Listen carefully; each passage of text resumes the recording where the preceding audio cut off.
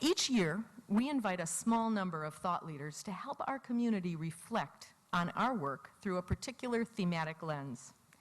In getting to know our speakers better, we seem to always come away better understanding ourselves and our work. So at long last, I'm going to get to the introductions. In this post-Citizens United election year, we are especially grateful to this year's speakers, including our moderator, journalist, ethics guru, and author, Randy Cohen, and our dear, dear friends, Bob Edgar and Sister Simone Campbell, who have been strong voices for justice and democracy in our nation's capital for so many years. I ask your indulgence for just a minute more as I take a moment to introduce our panel and invite them to please join me on the stage. As they do, I'll let you know I'm not going to be reading their amazing bios. We've included them all in today's programs. I'd just like to take a moment to share a quick story about how these folks came to be with us today. Come on up. Oh, come on up. Come on up. We're an informal group here. Come on. First, I'm going to tell you a little about our moderator, Randy Cohen, who spent 12 years as the columnist behind the New York Times. I've been practicing saying this for all week. Behind the New York Times, the ethicist column. Very hard to say. Randy is the author of the recently published book, Be Good: How to Navigate the Ethics of Everything. As a big fan of Randy's column in the Times, I developed a fascination for his approach to answering questions about everyday ethics with a rare combination of erudition, compassion, and wit. It was not until I had the opportunity to actually meet Randy and see him in another role that I recognized he wasn't just a guy with answers. He was awfully good at raising questions. Randy, thank you for bringing your artful inquiry to our panel today. By the way, in addition to ICCR's annual report, which is hot off the presses and on your seats, we knew that once you met Randy, you would want to read Be Good, even though we're all so good at being good in this room. And so we've provided copies as a gift for each of you to take on your way home this evening. I do ask that you please make sure not to take more than one copy per household. That way we'll have enough for everyone. As a matter of fact, the company representatives in the audience might want to consider whether Be Good would be a helpful way to inspire conversations around your organization. I know this book and Randy's insights will have us all asking ourselves some new questions. Next, allow me to introduce Sister Simone Campbell, the Executive Director of Network, a national Catholic social justice lobby. I doubt there's anyone at ICCR who isn't a fan of our good friend, Sister Simone. Perhaps a few of you saw her moving speech at the Democratic National Convention, or maybe admired the Nuns on the Bus campaign and the wide-ranging coverage it has received. For me, Simone is just a dear friend and a constant source of inspiration, support, and good humor, especially during challenging times. I'm grateful to Simone for being able to be with us today. Thank you for helping us to remember to ask ourselves tough questions about justice and inequality in our country today. And finally, please welcome another of ICCR's longtime friends, the President of Common Cause, Bob Edgar. When I first joined ICCR, Bob was our neighbor at 475 Riverside Drive, a building that some refer to as the God Box. ICCR and the organization Bob led at the time, the National Council of Churches, had a history that had been intertwined since ICCR's earliest days. I was a rookie in the faith-based coalition business, so I took advantage of Bob's proximity, and I got myself on his calendar before he left for Washington to lead Common Cause. Since that time, Bob has always been there for advice, introductions, and as an example of someone who understands and appreciates the importance of interfaith work. I suspect that some of the work that Common Cause is doing today was inspired by Bob's appreciation and of the faithful and persistent work of ICCR members over the years. I thank Bob for rearranging his schedule to be with us today, but more importantly, for the questions he helps us ask to help keep our democracy strong. In closing, I hope you will be challenged, inspired, and perhaps entertained by the shared wisdom of this afternoon's speakers. Randy, Simone, Bob, thank you. Through your work, you help us all ask better questions. Please join me in welcoming our panel as they consider how questions shape our values.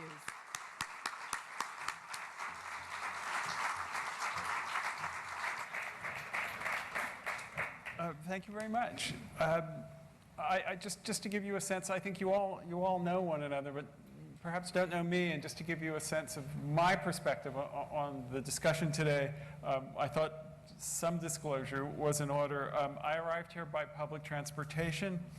I walked then on the public sidewalk.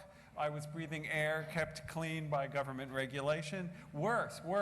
My 89-year-old mother collects Social Security and Medicare, and she feels entitled to it. The entire family is deeply ashamed.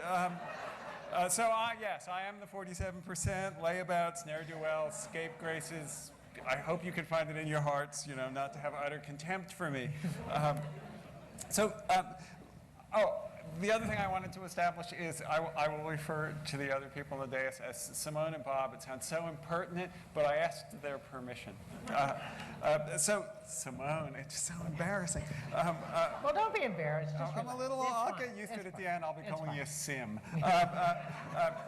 You, I know, have posed many questions about the Ryan budget in particular. Do you get answers? No. All right, we can all go. The challenge is that Congressman Ryan doesn't believe the analysis that we have of his budget. I mean, that's the real trouble. And his analysis just is based on the Congressional Budget Office, CBO. CBO scores it really well. But when I met with him in July, and when I brought up several of the folks that we met on the bus who would be seriously adversely impacted by his budget, he said, oh, but they're not the targets. They're not the targets. CBO scored this really well. So I didn't get answers. Did he take your question seriously, or were you just something he was supposed to deal with for the next 20 minutes? Well, I hope it was Act 1 of his, where in Act 1, he had to prove to me how smart he was and his complete dominance of the topic. And hopefully I proved to him that I could stay there and still be caring and try to be engaged and try to ask the tougher questions about the impact of budget. And I hold out a modicum of hope. I actually had more hope before he got nominated for vice president, but that we could have a follow-up conversation after the election when things aren't so partisan. I think he would take me seriously if I keep coming back. So persistence then, do you find that to be so, Bob? What do you see as the role of questioning when those you're posing the questions to would rather just simply not answer? Well, as you know, I can't hold a job. I've been a preacher and a politician and a president of an academic institution. My wife is very troubled about how many different jobs I've held. With cause. But I think my whole career has been focused on addressing fear, fundamentalism, and Fox News with a commitment to peace, poverty, and planet Earth. And I can retire when we end the poverty that kills, heal the earth, and bring peace. And if you've got that vocational passion, you've got to learn how to be persistent. I was a wrestler in high school, so when I bite somebody's ankle, it stays bit. But I try to do it nicely, and I try to listen. But as Sister Simone has done, I try to keep focused on who I'm talking to. I try to look them in the eye, and everyone is convertible in some way. So I try to work with people. It's challenging. Whether you're working on justice issues, whether you're trying to confront a corporate leader, it's challenging. I love everybody, but some people I love more than others. Simone, I thought I detected a note of skepticism when Bob said everyone is convertible. Do you disagree? I believe in the work of the Holy Spirit, so I take that as a yes. I think the challenge is some people believe they are converted for whom I would think they have a long way to go. And that the real challenge is trying to meet in a value-laden place where we all have a place to grow. And I am much more inclined to see how someone else should be converted than how perhaps I need to mend my own ways. And so I always try to find that value place where we can explore together growth and be in it together. Because for me, it never works to just tell you how you ought to do it. It just isn't going to happen. And so knowing that growth is for all of us helps create a situation where I think it's more possible than others. Well, since you've shifted the onus to us instead of those scoundrels we're trying to convert, let me ask you both this. What moral responsibility do investors have for the actions of the corporations in which they invest? Or do they have any? They are responsible. And what is your peace and the planet and what was the other piece? Peace, poverty, and planet Earth. They're totally responsible. And that's why these folks do this fabulous work that they do. And I love to quote the Pope. And so the fact is, Pope Benedict says that corporations owe a responsibility not just to their shareholders, though. And shareholders need to hold the corporations accountable because the corporations, Pope Benedict says, have to be accountable to their employees, have to be accountable to the earth, have to be accountable to their consumers, and to the society in which they grow and work. And that multi-leveled accountability is what shareholders need to call them to, not just to the monthly, weekly, daily bottom line. And that's what these folks are committed to. Bob, are there corporations who are engaged in activities that are so pernicious that one simply can't invest in them? Yes. For instance? Unfortunately, there are two guys by the name of David and Charles Koch that I've run into recently who have Koch Industries. They have combined income of some $44 billion. And they have spent the last 10, 20, 30 years trying to buy their way into democracy. Bill Moyers says that this is the most dangerous moment in American history for democracy. We're either going to be a nation that's of and by and for the people or of and by and for large corporations. And I think the Koch brothers and the Koch industry, who have installed at least 12 members of the House of Representatives Energy and Commerce Committee, all of whom have signed pledges not to support any regulation of clean air and clean water. I think that's a dangerous, dangerous thing for us in our society. And Common Cause and ICCR and others are confronting corporate morality, corporate responsibility. I associate myself with what Simone has said about the responsibility of those corporations. I've often been asked, as a former member of Congress, can you be ethical inside of Congress, and what's your moral core? And I used to surprise reporters by saying, you know, it's hard to be ethical anywhere, and it's important for people of faith to be part of the system. I believe in the separation of church and state, but not the separation of people of faith and institutions of government. And I'd really like to have more people at their core, Christians, Jews, Muslims, who are leading these corporations to get in touch with that moral core and recognize that they have a responsibility. They're given that by public, giving them rules and regulations on how these corporations exist. And in some cases, there are some corporations that have crossed the line. Well, there's a kind of contradiction here, that if you want us as investors to work and try to reform these corporations, but you've said the Kochs are now out of bounds. They're too wicked for us to invest in. And not But they're convertible. So we should, or we shouldn't. Well, we should. But we isn't should work with isn't them. the deal what's your goal?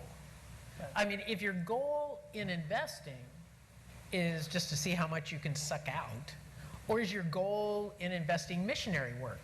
I mean, a lot of us are in groups where you hold certain stocks where you feel like you have to put gloves on to hold it, you know. But the fact is you do it because you think you can engage in dialogue and it's missionary work. And some of you have worked for decades on some of this stuff. And I mean, that ambitious, bold work requires being able to wade in some toxicity. But it's worth the effort. Yeah. David Orr has written a book on the environment. And on one page in that book, he asks a very important question. He pointed out all of the things that are challenging with global warming and the species that we're losing on the planet. But then he shifts and he goes and looks at the issue of Germany before World War II, Germany before World War II were trained by the best philosophers and smartest people. And he asked a question that has been running around in my head. He said, how could the persons trained by some of the outstanding philosophers of our time actually commit to building gas chambers? I think we have some equivalents of that today. And my hope is that we can begin to let the Holy Spirit invade the corporate community as well as average ordinary citizens to ask themselves, what is our purpose on planet Earth? And how do we live as brothers and sisters on planet Earth?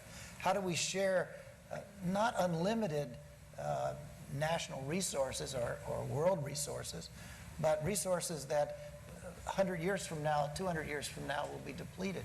So there's a stewardship responsibility for the corporations. Just because Exxon and BP can put a straw in the ground and suck out the oil, that oil belongs not only to our generation, but to future generations. Yeah. And just because you can make a nuclear weapon doesn't mean that that ought to be your profit center moving forward. So this is a very Christian idea. There's no one who's so wicked that they're beyond redemption, and there's no point in doing your work with people who are already excessively virtuous.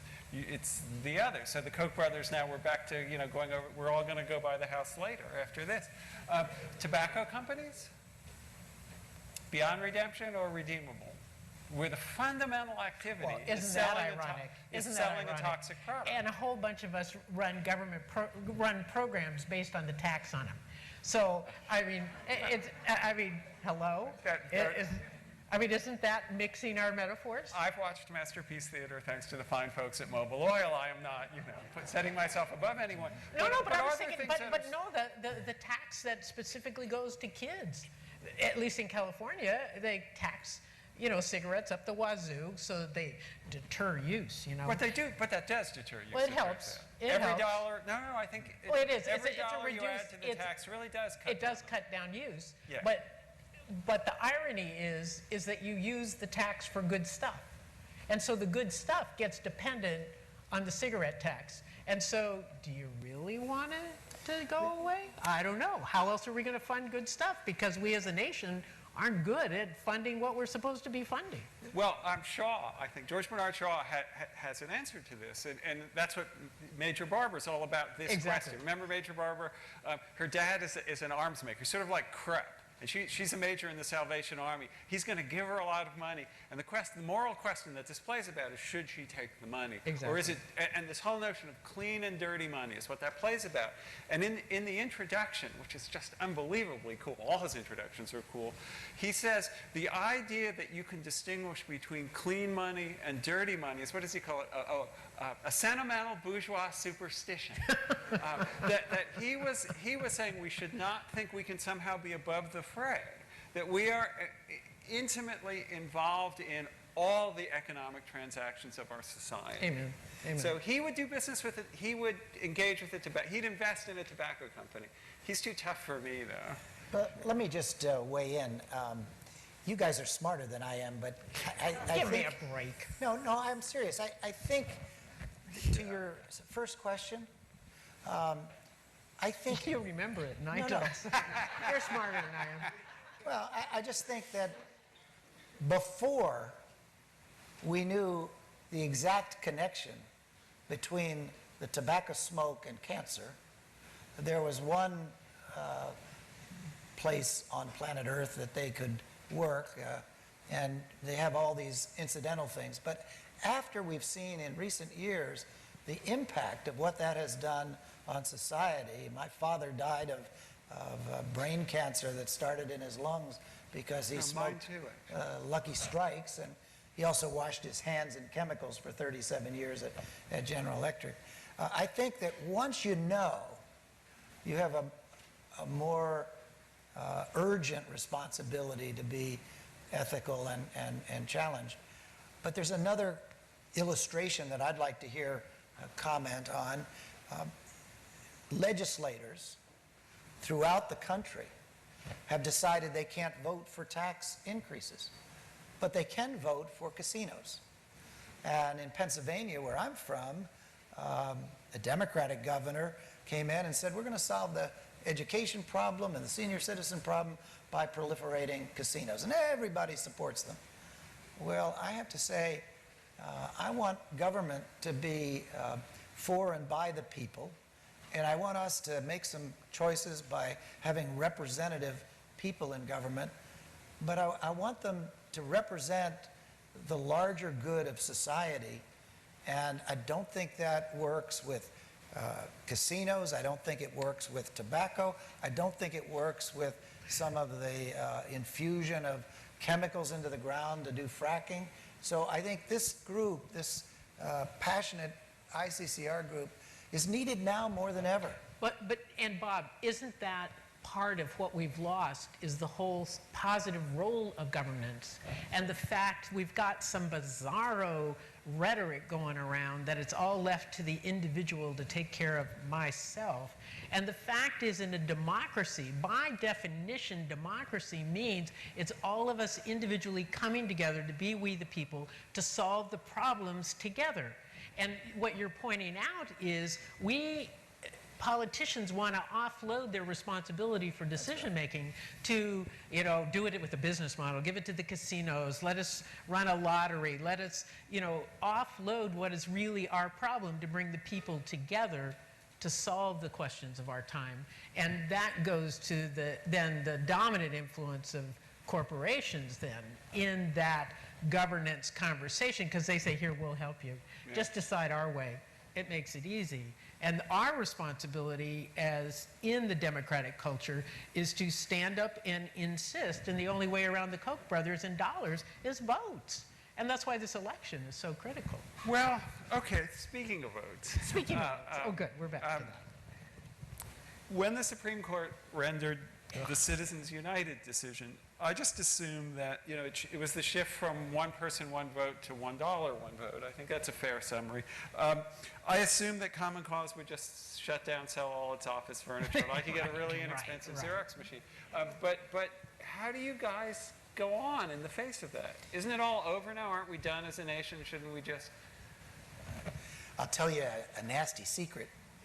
Common Cause was in big debt until the Citizens United case came down. And 3 weeks later, all of our debt was paid off. Amen. Because people are scared to death.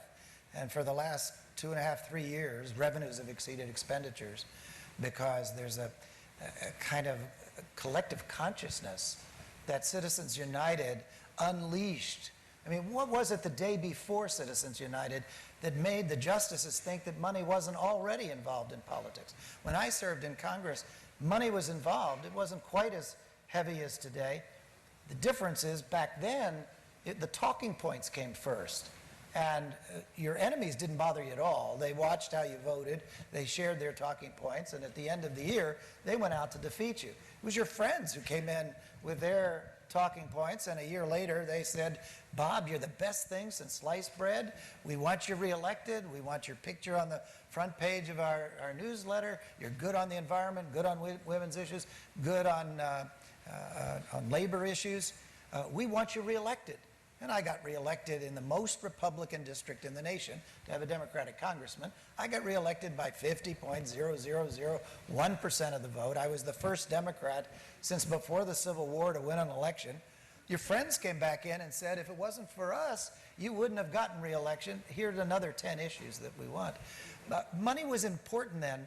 Why the justices thought that they should do away with laws dating back to 1907 and the Tillman Act, when a Republican president was scared to death of railroad interest and the robber barons, and put in place trying to get corporations and the wealthy out of the political process, Teddy Roosevelt.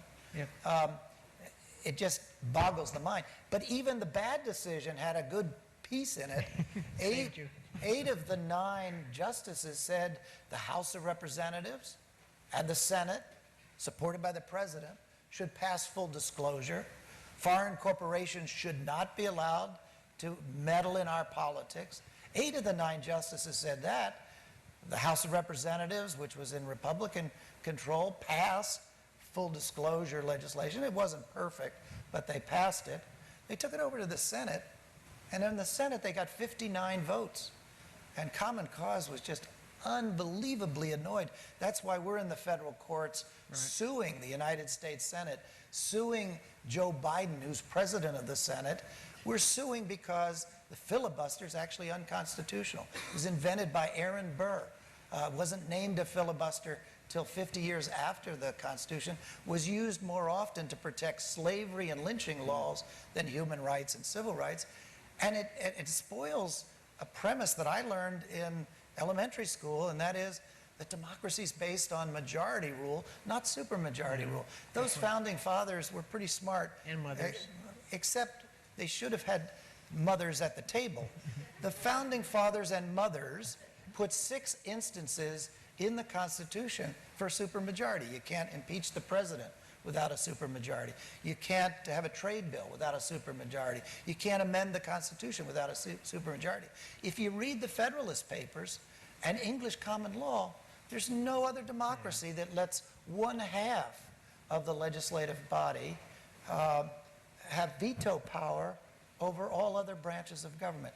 Citizens United is a symptom of a corrosive influence of money in politics that actually needs to be addressed. We're trying to address it by amending the Constitution.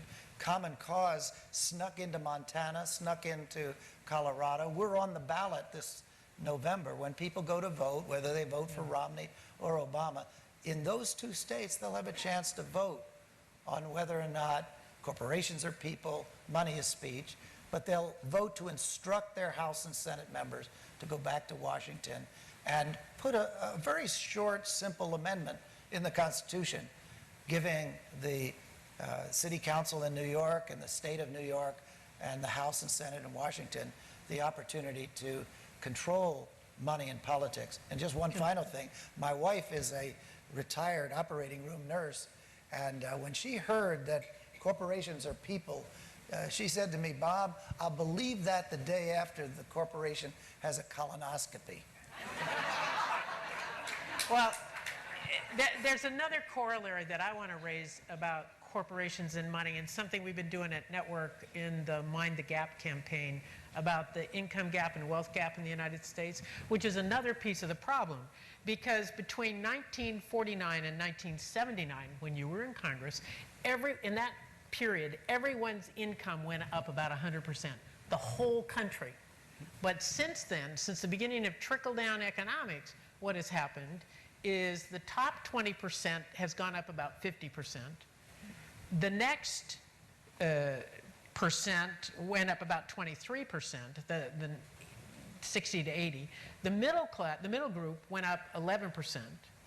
The lowest group went up 4%, but the bottom 20% has gone down 7% between 1979 and 2009.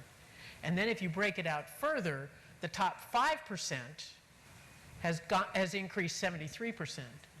But the top 1% has increased 170%.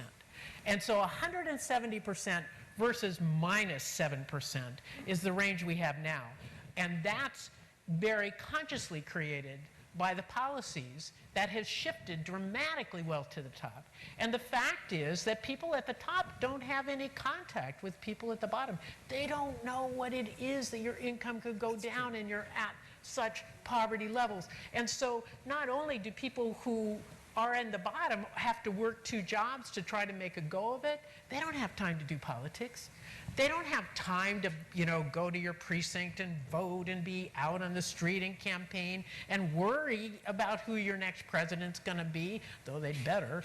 But the fact is, they don't have the leisure, the luxury to do it. They're so busy trying to hold life together. And the people at the 170% growth, they don't have a clue. And I wrote this article about how the CEO was as dependent on the janitor as the janitor was dependent on the CEO. And, well, it's really true. But somebody wrote me and said, yes, Simone, that's true. But the CEO never sees the janitor. And the janitor only sees the trash left by the CEO. And I thought, my glory, what a metaphor for what's happening is that those at the bottom deal with the trash. And those at the top walk away and think they did it themselves. This is anguish for our democracy. This is not who we are as a nation. Simone, you also recognize that those people who are working so hard don't have time to get a picture ID. Oh my God. At least Or pay for it. Or pay for it. I've got a radical idea.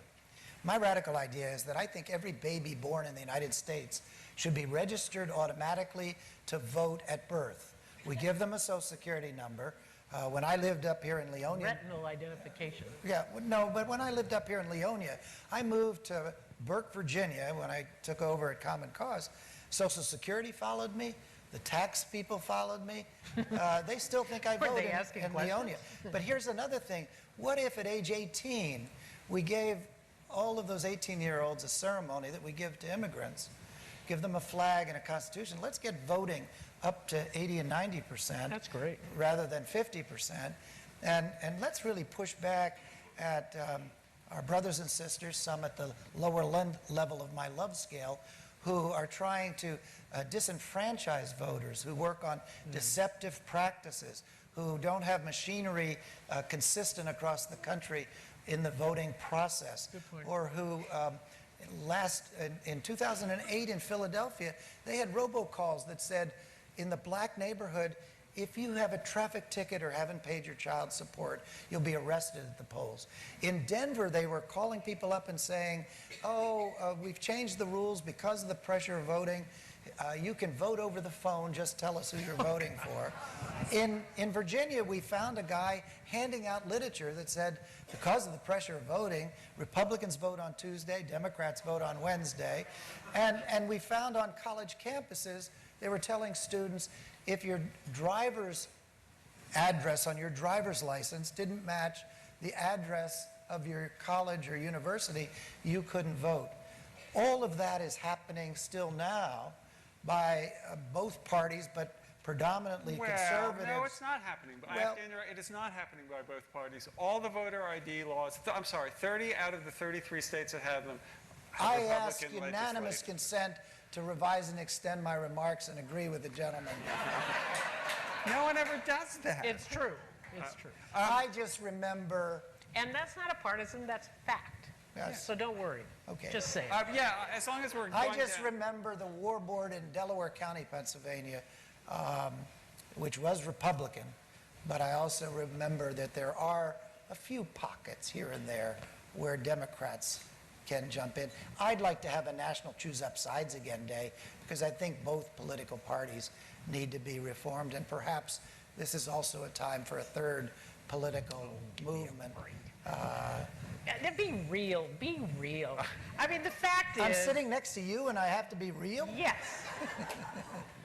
All right, well, let me drag us willingly or unwillingly back to income Thank you. inequality and the role of investors for just a moment. That shareholders and customers have had some success in getting Apple to look at employment practices of its contractors in Asia. They've been less... These folks have worked with Walmart. Fantastic. I salute you all. It sounds ironic. I didn't mean it to sound joking. I do salute you all. Less successful in reforming CEO compensation. And these are AFL-CIO figures here. The ratio of CEO pay to the pay of an average employee was in 1980 was 42 to 1. In 2011, it was 380 to 1. And it is not because the current generation of managers are 8 times more brilliant. And surely no one in all of human history ever felt they were overpaid. So if shareholder activism hasn't done much to rein it in, can it? Shame, I think it's probably the only way. Oh, I think people are impervious to shame. Do you think they're? Yeah, I do. You should see the people who show bare midriffs. I mean, just going by that. Oh, there's a thought.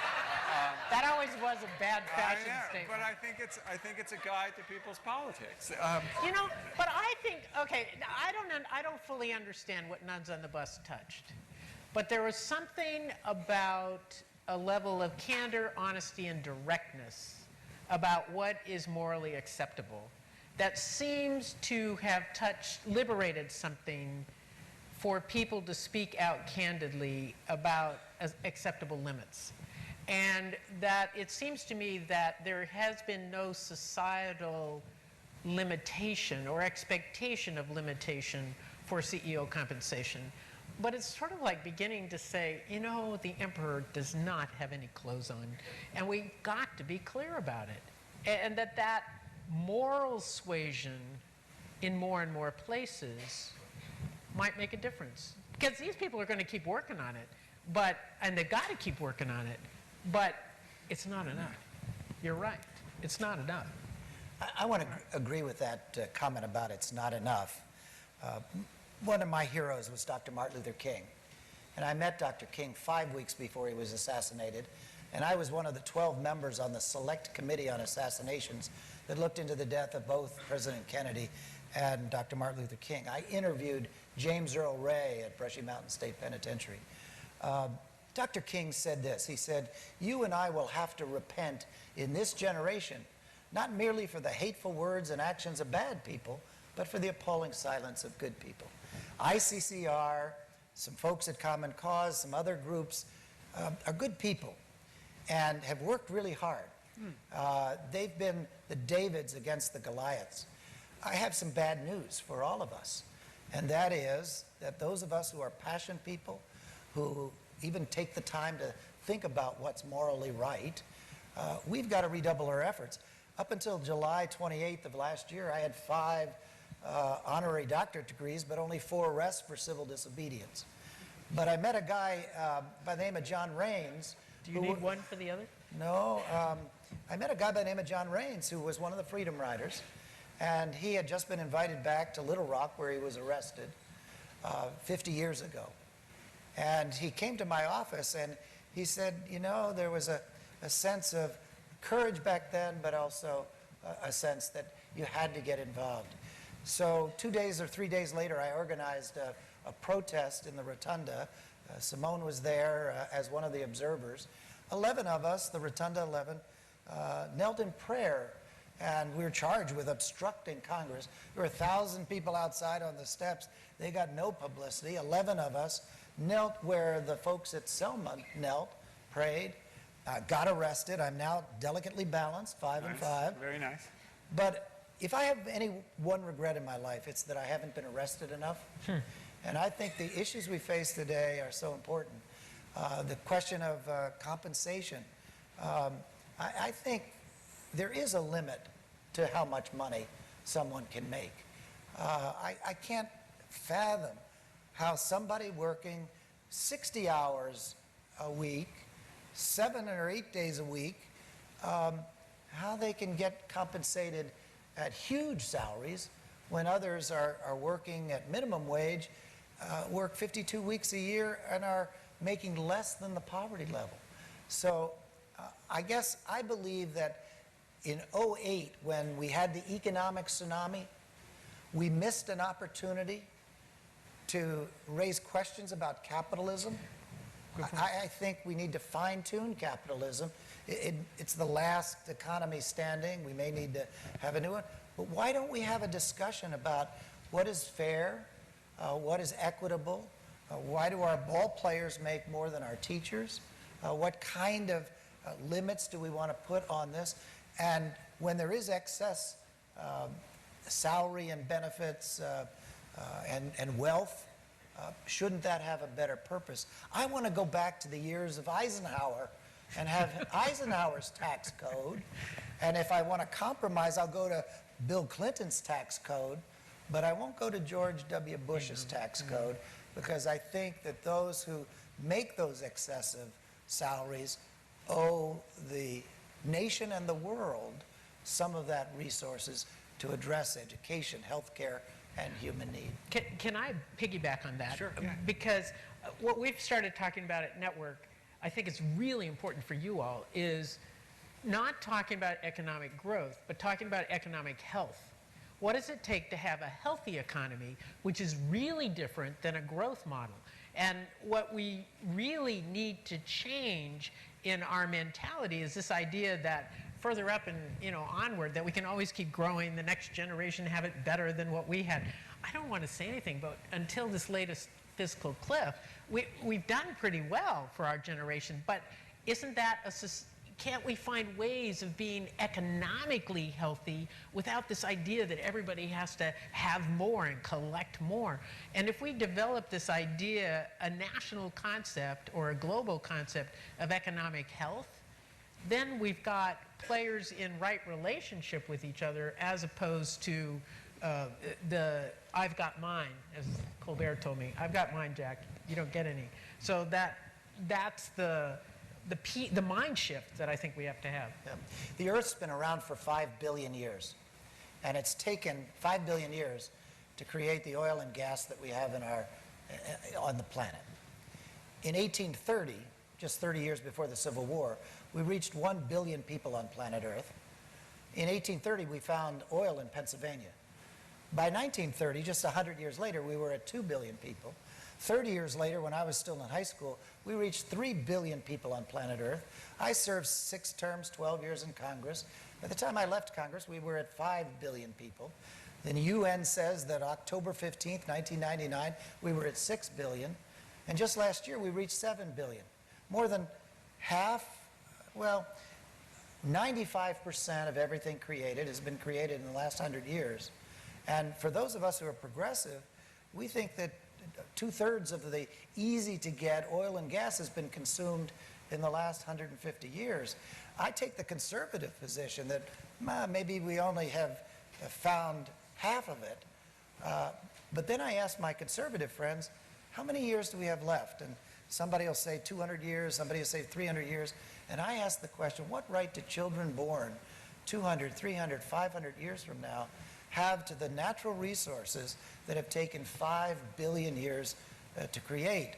And we've set up an economic system where those that have the money to drill the wells, those that have the money to exploit those natural resources, can not only make the profit from those resources, but they can consume them, and many of those resources are non-renewable.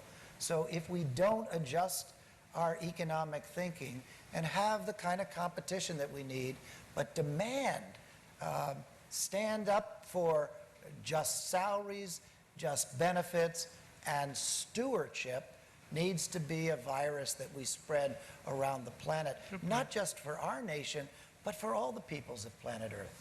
Yeah, good point. Let me drag us back to this rhetorical question around which we're organized. And You got to remember, I'm a politician. You can't drag You'll me just go anywhere. on and on, I know. But delightfully so. And this notion of shame that I'm slightly skeptical about. And here's the situation I will put to you. 5 minutes Catholic after sisters can show you. the financial meltdown, banks are again making huge profits. They're handing out big bonuses. They're lobbying vigorously and successfully to undermine what reforms were got through. But this week, the Church of England in a report to Parliament, to the committee investigating, the LIBOR scandal, the Vanguard scandal, okay. This report that the Church of England filed referred to the Christian tradition of penance and forgiveness and called on banks to make public corporate contrition for past failings. Isn't that cool? This is a very Christian approach to this Yes. problem. So what do you think is the role of public confession? Let's go for it. I think that's great. I mean, one of the things that's been so upsetting to me is that in the midst of this huge meltdown, we did no reallocation, we did no self-examination. It was all about scrambling to try to recover this impossibly skewed economy, which is all based on consumerism. And the fact is, it all shifted money to the top. Yes. And it's just nuts. And so I think and because I do the political side, I really think if we raise our voices as we the people and reclaim democracy, that's where I think if we get a large enough group, we could shame these people into being on the outs, because we're going to be doing such a great thing, they're going to want to be in with us, and we'll have our price. You picture Bear Stearns in sort of sackcloth and ashes, walking down Wall Street. Well, in a sense, that's what Occupy did. Occupy was shaming them and trying I to... think Occupy was annoying them or annoying them, inconveniencing yeah, them. yeah. I did It's not. hard No, I to didn't tell, see. it's Well, hard I to don't think tell. it is so hard to tell. I didn't Really? see a lot of shame. I saw a lot of scorn. The Japanese scorn, culture that's has, interesting. the Japanese culture does inflict occasionally some people That's true. standing in If front you're of the suggesting public. there's certain CEOs who might best, shuffle off the mortal coil as a form of On contrition. a nice flow. No, Yeah, I'm for that. Yeah. I have a list of potential suicides. let me tell you what I can I'm- give I'm but for. I'm meaner than you. I'm pro-life. I want to suggest that as genetically nice as everyone is in this room, Assumes a fact, not an evidence. we have to be more aggressive, more committed, more verbal, more nonverbal sermons, more arrests, more confrontation. We've got to capture the spirit of not just Gandhi and Dr. Martin Luther King and others. I was arrested praying at the Sudan embassy to try to get Colin Powell, Kofi Annan, and George Bush to just use the word genocide. Samantha Power wrote a book, got a Pulitzer Prize, called The Problem from Hell, where she outlined the fact that no Western government ever used the word genocide during a genocide. It's always after. Holocaust, Cambodia, Rwanda, it's always after that it gets labeled. Well, because of the genocide treaty, it would compel action. Exactly. I got And the arrested duty to by the protect. Secret Service, and I got shackled and put in the police paddy wagon, and the police officer said, "Watch your step, be careful, don't want you to bang your head." And I'm sitting in the paddy wagon with my hands clasped in plastic handcuffs, and I start humming some of the civil rights stuff in my head. And then it occurred to me, it was one of the more spiritual moments that I've had recently, it occurred to me how courageous the civil rights leaders 50 years ago that brought us to the civil rights legislation, the voting rights legislation. They were powerful, average, ordinary citizens. Dr. King didn't intend to be the civil rights leader. He intended to try to do what was right. Rosa Parks and others. And we need that same courage and passion today. But maybe not the same action, because I totally agree about that we're one body and many of us are called to different actions. But one of the things about the bus that was amazing to me that I'm still pondering is that it also brought joy. And joy brought people together in a liberating space that meant it wasn't about castigating people about being evil and bad, and we have to do some of that, and Lord knows I can do that as a lawyer, but the whole piece about the bus was a magnet for a joyful community of being together with hope and possibility and able to use our voices together to speak out that lifted up Hey, Simone. rather than undercut. Simone, I got this great idea. I know. I want Tell you me. to, I want you, Dígame, por favor, señor. January, I want you to get back on the bus, and I want you to encourage us to have a Methodist bus and Episcopalian bus, but intermingle the Protestants and have a Jewish and a Muslim bus. Are you And- saying separate buses? Because No, you're no. making me a little nervous. No, I want, No, it's just I history. wasn't just saying, it could be a problem. I want Simone's bus. Competitive bus driving. I can want see it all now. Simone's nuns on the bus to be the lead bus, and all the other buses, You're so thoughtful. all the other buses to behind.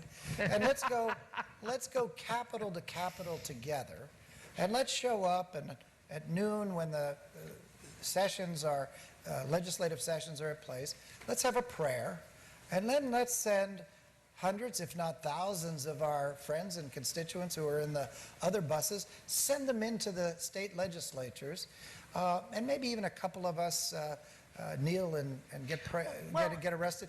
All I'm saying is we've got to up our visual. It may not be that, but you did such a great job with nuns on the bus. Thanks. I was embarrassed that other passionate people hadn't had a creative idea like that. Well, but hey, you're welcome to it. But what we are doing is organizing nuns and others in every state to lobby their governors for Medicaid expansion. To make the Affordable Care Act work, we have got to make sure that they follow Medicaid expansion because well, there's a bunch of healthcare folks here. They can tell you all the details. But, I mean, it is critical that we make sure that our people living at the economic margins who are not going to get health care through their employment, that they get covered. It's the only economic way forward. And some people are worried that Roberts, the reason he flipped his vote is that he could see that the economic Achilles heel was not to require Medicaid expansion. So we all have some serious work to do.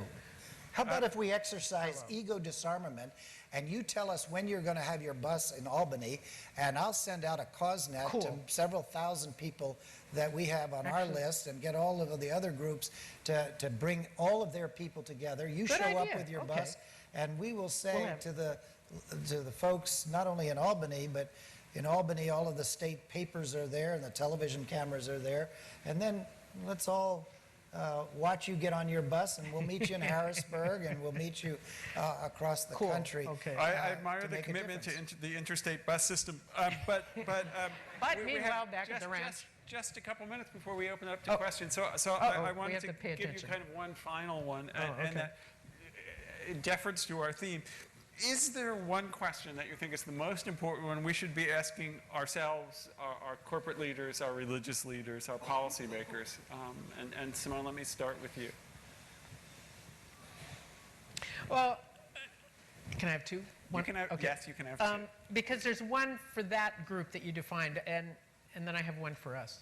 One for that group is in the United States. How do we reclaim the Constitution so that all of us are we the people striving to form a more perfect union? And how do we invite everyone into the center for that very tough work? It's not about getting me in mine. It's all about forming the more perfect union. And it's the point you raised earlier, Bob, is that for us and for our posterity. Because unless we take a longer view, unless corporations take a longer view and government takes a longer view, we are in really, really bad situation. That's how we got ourselves into the fiscal mess we're in as a nation. It's corporations sucking out profits every 3 seconds. It's not the long term. We've got to change that equation. That's for them. So how do we get them to reclaim the Constitution to be in the center? Bob? Oh, I'm sorry. No, I got my second one. Oh, I'm sorry. For the second one is for us. And it's a piece some of you have heard me talk about, is that we have got to figure out an advocacy strategy that gets us out of our silos and because corporations have figured this out. We need to figure it out so that we get the international NGO community with the ICCR community, with the federal advocate community. And we have got to get more strategic in sharing our our agenda to make sure that because these are all integrated issues and integrated factors and integrated concerns, and the fact that we keep doing it separately is limiting it, so limiting our effectiveness. So how can we help each other? How can we form a new model of advocacy? It's key. Bob, one question. Yeah, I got two. Before I answer your question, I'm going No, to... no, no, no. Before I answer your I know question. your politician's tricks. Before I answer the question, I'm going to use my preacher. Oh, no, please, not instinct. the preacher, anybody Oh, but yeah. the preacher. Going to get this audience to chant. No, no. Reasonable Ready? revenue for responsible programs? Corporations I'm not going there. are not people. Oh, okay. Money Is? can stifle speech. And my favorite, we are the leaders we have been waiting for. And I'm going to get to your No, your no, no, comment. that's good. That's good. That's What it. I wanna That's the say- high point. I think you've hit the high point. I know, but I want to get the low point. All right. The key question, I think, for this community is what is our prophetic responsibility in terms of democracy? And what is God calling us to do in 2013, 2014, 2015? And what is God asking us to do more courageously than we've done in the past? Thank you, Bob. Good question.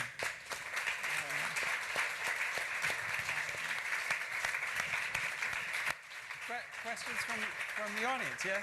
And I think there are two people with microphones. I myself like to take a question there and then one back there to make them run, because there's an obesity problem in America, and the more exercise they get, we But help not to- in this crowd. No, not in this crowd.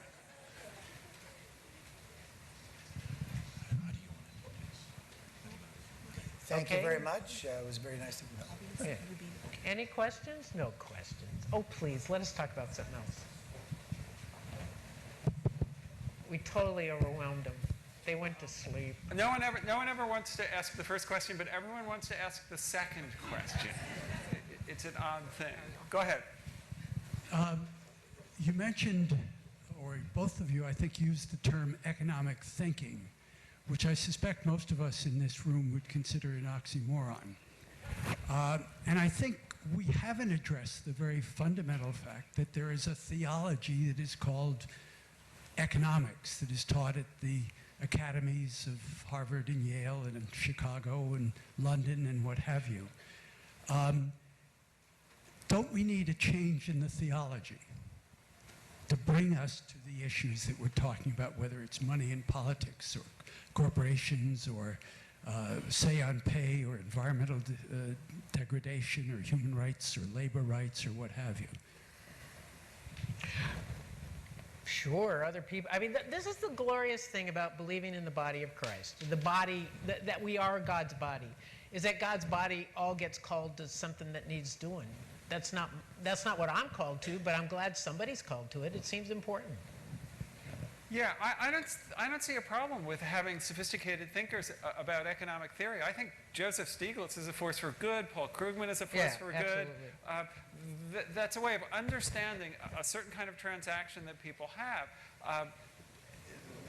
That it's the quest for profit, maybe, but understanding economics is a good thing. Knowledge is always a good thing. Absolutely. But you can understand it in a variety of ways. I got Sally Steenland, who works at Center for American Progress, emailed me yesterday this article, a study that demonstrated that women economists are much more likely to find the safety net issues to be a positive economic contributor than guys.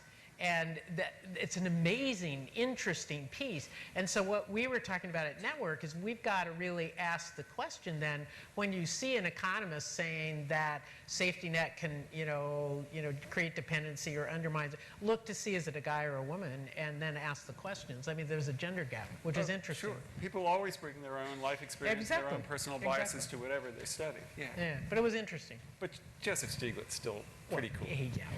Okay, I'm with you. For a man. For a man, for a guy, what can we do? Okay.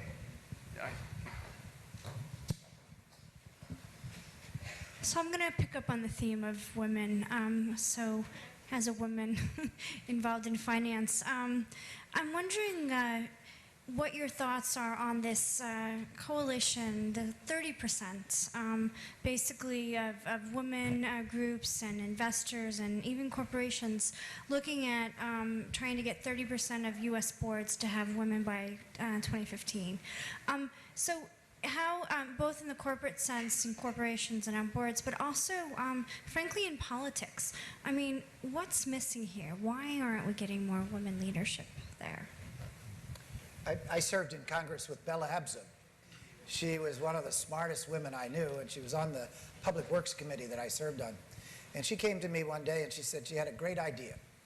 And her idea for balancing our political system was she wanted to get both the Democratic Party and the Republican Party to agree that when there was an open seat of someone that retired, that they would only run women for that seat until 50% of the House of Representatives were women and 50% were men. At the time, it was a fairly revolutionary idea. But I have to say, I think we've got to do more to make sure that we have equality and balance. I was there when we were trying to pass the Equal Rights Amendment. You should take a look at the language of that. It was 3 sentences. Couldn't believe that after 7 years and 9 months, we couldn't get that into law. I would have to say that on the positive side of it, we did begin to change the way people thought about the equality of men and women, so it was a helpful conversation. But we are an emerging young democracy that isn't there yet, and one of the questions is, how do we infiltrate corporate boardrooms to have more equity, and how do we listen a little bit more to the women economists, and how do we tease out the feminist spirit in some men? In addition to that, Bob, I think that one of the things is I started practicing law when there were few women in the field, and just getting women doesn't necessarily change the field. It took us a while to make a difference, because some of the first women in the field felt like they had to be more like guys, and were harder litigators, and it was harder to get solutions and all that. So part of it's changing culture to make sure that women have the support to use the gifts that we bring to a situation. And that, I think, is as important in women religious communities. That's what I love, among the things that I love about us, is that we support women's leadership, and it's fabulous. And I think that standing together can make a huge difference. It's also interesting that our country insisted in Iraq that 25% of the new parliament be women. Well, we won't do that for ourselves, but we'll insist on it in Iraq, because we're all worried about, rights for women. And we insisted on it in Afghanistan, too. I mean, I'm so glad we're protecting women. Hey, shouldn't we start at home? Hey, just thinking. Yeah, I'd add a couple things. I have less confidence in the benign nature of the human spirit than my fellow panelists have, and more of a belief in law, and that a particular belief in affirmative action programs. And the examples, I think, are very, very encouraging in other countries, yes, where there are laws in other Western democracies that set a minimum threshold for women on corporate boards, minimum thresholds for women in parliaments. The results have been really, really good. I'm not a difference feminist. I don't think adding women means we are adding nobler spirits. But I think that if you have a fundamental belief in an egalitarian society, how can you exclude a huge class of people? It's good in itself.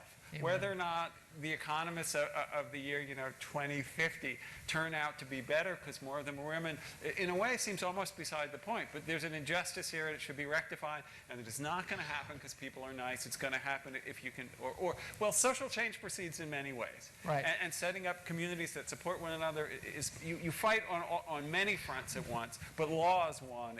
I think that's where you were trying to lead us, and I will follow you there. Well, yes, but look at what's happening. Look at what's happening. I'm fascinated by this fact that in colleges right now, there's way more women than guys. Yes. So what is going to happen in the next couple of generations, the next hard 20, to get a date 20, 30 years? Women, but easy for me. Oh. If only I were 50 years younger. I want I want to add a sliver of hope. Oh, I hate And, that. and You were out manning the barricades last time I saw yeah, but I'm old. I was a minister in my own church at age 19, and in the Methodist Church, we were barely ordaining women. I lived in a household where both parents smoked, so I didn't smoke because for 18 years I was inhaling their smoke. I think we've seen over at least my lifetime some real change that has taken place in our society, and there were prophetic leaders in all of those. I like Margaret Mead's comment that it's a handful of people that change the world. And I had an Old Testament professor at Drew Theological School who helped me. He asked our class to go out and search all of the prophets of the Old Testament, New Testament, Torah, Quran, look at all of the prophetic leaders of our time, Gandhi and Dr. King and others, find any one of them that ever had a majority or ever took a vote to figure out what was right. It was always a handful of people that changed the world. And so he invented for me the term courageous remnant. And I see ICCR as a courageous remnant. You may never have a majority of the people of the United States marching, walking, putting shareholder resolutions in on your behalf, but you can make a difference. Common Cause was involved, I think with some of you, in calling out Target in Minnesota, who because of Citizens United gave a contribution to a candidate that was to the right of right to right. They started to lose their brand identity, and suddenly they apologized for that and said they would not use Citizens United. What we've discovered in this last year, going after the American Legislative Exchange Council and the corporations, the ones that fled quickly were not necessarily the good corporations. Right. They were the corporations that had brand identity. Coca-Cola, Pepsi, Kraft, Johnson & Johnson. There's a lot you can do, and I think we're going to see some change, and hopefully, because this is going to be the most moneyed election in the history of the United States, we'll get a few more prophets and disciples and followers who want to return democracy to the people. Good point. Another question. Well, I kind of wanted to follow your message of hope there. My name's Simon Billiness, and I'm with the Unitarian Universalist Association and Amnesty International and US Campaign for Burma. I wear a lot of hats. And 2 weeks ago, I had the opportunity, after working for 20 years in the Free Burma movement, of finally meeting How Daw Aung San Suu fabulous. Kyi. How fabulous. Yeah, which was incredible. And we had done over that 20 years exactly what you prescribe, which I think is spot on. We had people in DC working with consumer activists, state and local governments, taking old anti-apartheid legislation, putting in the word Burma, reintroducing it, passing that in Massachusetts, New York City. We had shareholder advocacy organized by ICCR and members. And so we had all the elements there. And I think that helped provide that level of extra solidarity with the people of Burma that led to the changes that we're seeing now. So since we know how this works, since we know how to do this, how do we replicate this more as we move forward on whether it's on other issues that need our attention? And the answer is yes. Yes. I mean, do it. But part of it, okay, I'm a person of faith, and part of it is, for me, is deep listening to the needs around us, and then respond with what you hear. I mean, Nuns on the Bus came out of prayer, and that has been a magic moment. The Holy Spirit's totally in charge. No one else controls that thing. It's just wilder than can imagine, and it keeps going. And so, as people of faith, Interfaith Center, I believe perhaps that deep listening to the needs of our time together and letting bubble up the response. Yep. Bobby Kennedy in 1966 went to South Africa. He was horrified at what he saw in terms of apartheid. Could have come away as a cynic, But here's what Bobby Kennedy said. He said, "Let no one be discouraged by the belief that there is nothing one can do against the enormous array of the world's ills, against misery and ignorance, injustice or violence. Few will have the greatness to bend history itself, but each of us can work to change a small portion of events so that in the total of all those acts is written the history of our generation."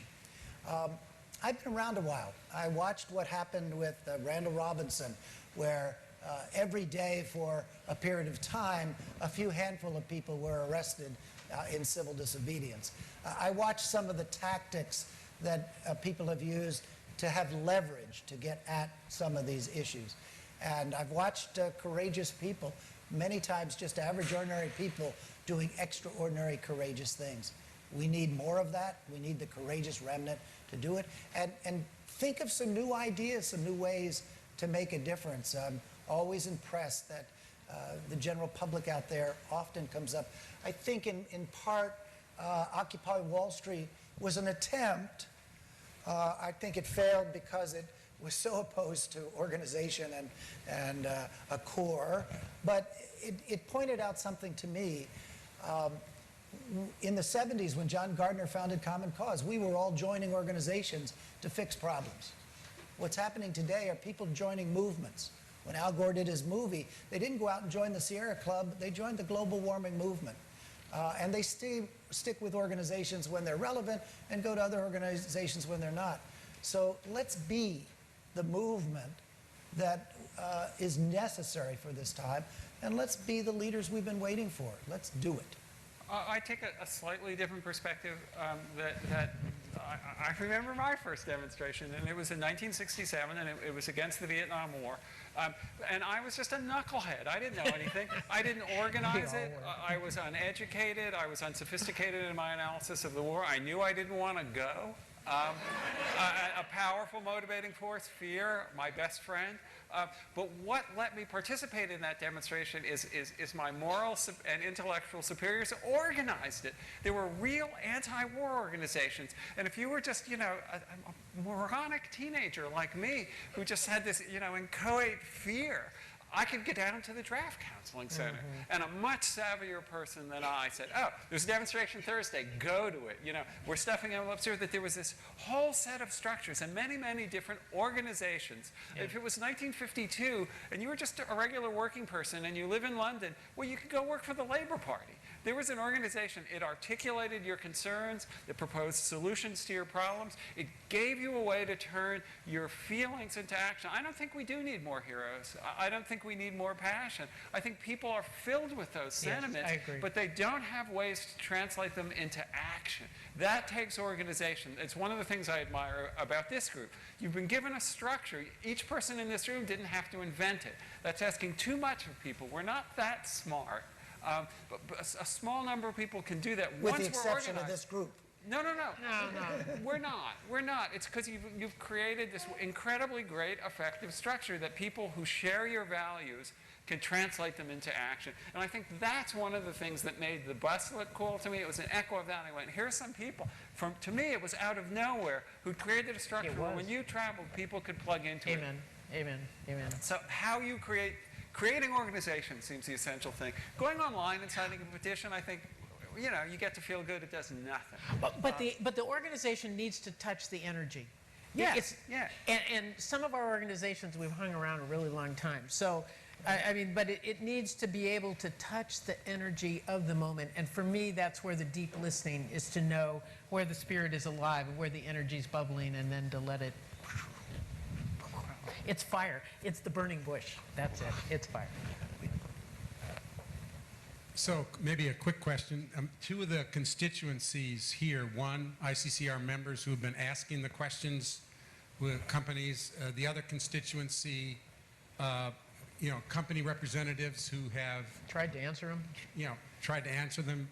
And I'm trying to connect two things. One is the incredible passion and the sense of movement that's needed to address the global issues and the issues of inequality in our communities and in our country, and this sort of ICCR, as I see it, kind of this raising the questions, trying to really move people within the company to a much more sustainable model on a range of things in Yep. terms of environment, social issues, human rights, et cetera, supply chain, workplace human rights. And over time, you then create these people within the company that are really getting that agenda and trying to move it and integrate it into their operations. So how do we connect this kind of amazing passion and urgency that we feel with a kind of almost, more step-by-step approach where we're really